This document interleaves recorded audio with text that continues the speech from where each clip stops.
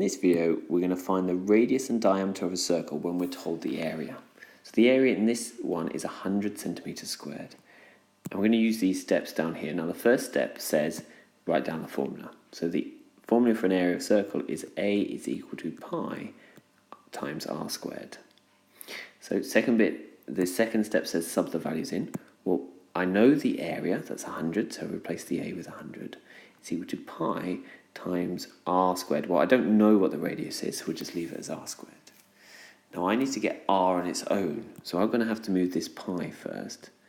So divide everything by pi, and if I do that, the pi's on this side cancel.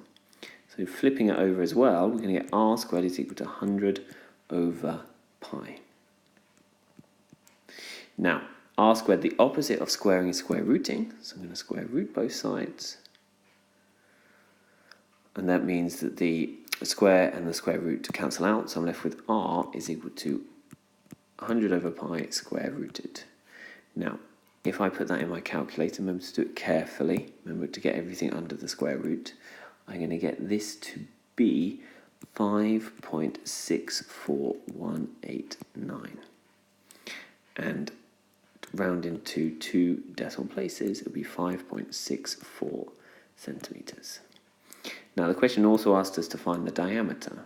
So if that's the radius, I would get my unrounded number, the 5.64189, and times that by 2 to find the diameter, which is double the length.